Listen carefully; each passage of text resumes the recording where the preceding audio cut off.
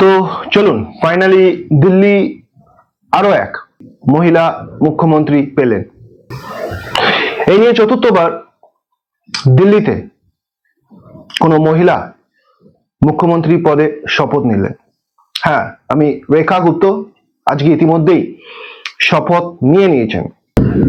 এর আগে সুষমা স্বরাজ, যিনি মুখ্যমন্ত্রী পদে ছিলেন, সবার প্রথম দিল্লির মুখ্যমন্ত্রী, মহিলা মুখ্যমন্ত্রী, শুধুমাত্র 52 দিনের জন্য তিনি মুখ্যমন্ত্রী পদে ছিলেন, খুবই শর্ট টাইম। 2 নম্বরে ছিলেন শীলা দীক্ষিত।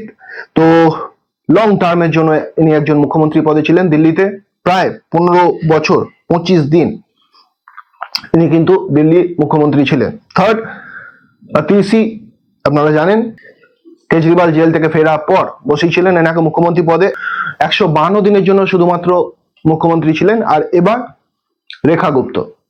অবশ্যই রেখা গুপ্তর উপর যথেষ্ট হাই এক্সপেকটেশন আছে। দিল্লির মহিলারা কিন্তু তাকিয়ে আছে, দিল্লির মানুষ কিন্তু তাকিয়ে আছে রেখা গুপ্তর দিকে। তবে আমি জানি না কার উপকারে আসবে, তবে একজনের জন্য রেখা গুপ্ত কিন্তু খুবই ভয়ঙ্কর হতে চলেছে, মিস্টার অরবিন্দ কেজরিওয়াল। হ্যাঁ, গতকাল থেকে বিভিন্ন নিউজ চ্যানেলে আমি দেখছিলাম বারবার একটা সেন্টেন্সকে তিনি রিপিট করছিলেন। কি বলছিলেন কেজরিওয়ালের ব্যাপারে, আর সেটা শুনেই তো আমি এটা গেস করছি যে কেজরিওয়ালের জন্য খুবই টাফ টাইম একটা আসতে চলেছে। হয়তো যে শীষমহলকে বানিয়েছিলেন, আফটার পলিটিক্স শীষমহলে কাটাবেন, হয়তো শীষমহলে থাকা হবে না, আবার পুনরায় কেজরিওয়ালকে যেতে হবে। দেখতে পাচ্ছেন অন স্ক্রিন, বিহাইন্ড দ্য বার, জেলের ভেতর। গতকাল থেকে কি বলছেন রেখা গুপ্ত, শুনুন मीडिया सामने की बोले छे।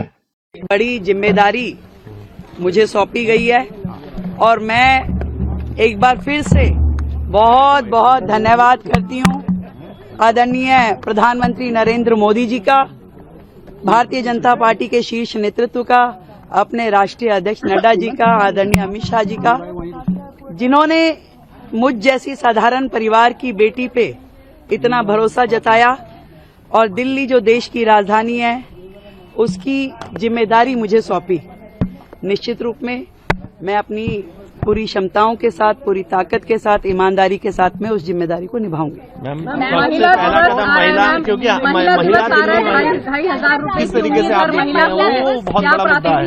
देखिए, मेरे दिल्ली के लिए 2 प्राथमिकताएं हैं।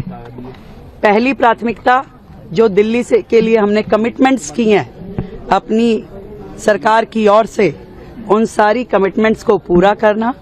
दूसरा, आदरणीय प्रधानमंत्री नरेंद्र मोदी जी ने जो दिल्ली के लिए विजन दिया है, उस विजन को साकार करने में टीम मोदी बन के हमारे 48 के 48 विधायकगण काम करेंगे और टाइम बाउंड तरीके से एक एक कमिटमेंट जो हमने जनता से की है उसे पूरा किया जाएगा। विपक्ष ने भी आपको शुभकामनाएं भेजी हैं, आतिशी, अरविंद केजरीवाल सबने आपको शुभकामनाएं दी हैं। मंत्री बनेंगी?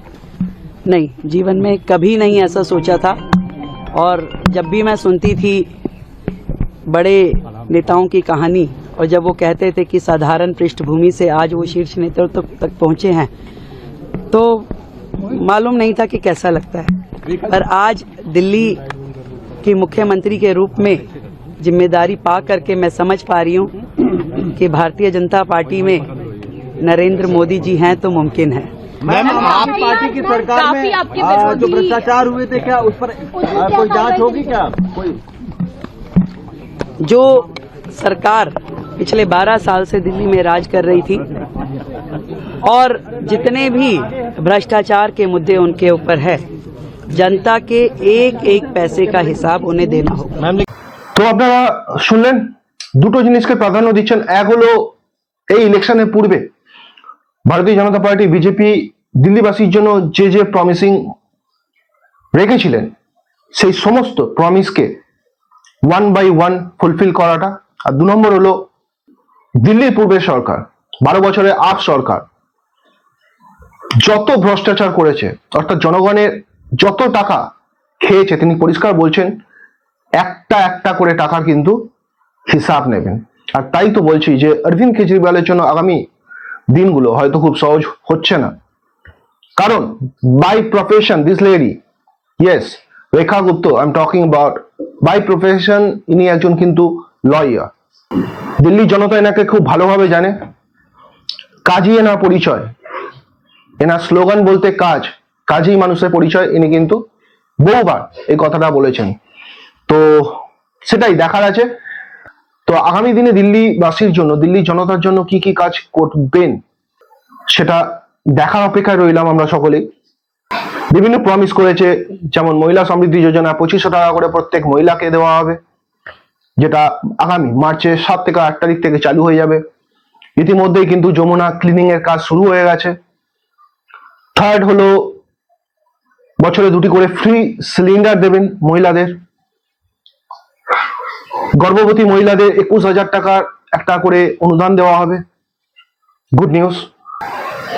আর সবচেয়ে গুরুত্বপূর্ণ বিষয় হলো পূর্বের সরকার মহিলাদের, দিল্লির মায়েদের, বোনেদের, দিদিদের জন্য যে সমস্ত প্রকল্পগুলো চালু করে গেছেন সেই প্রকল্পগুলি তো চালু থাকবেই।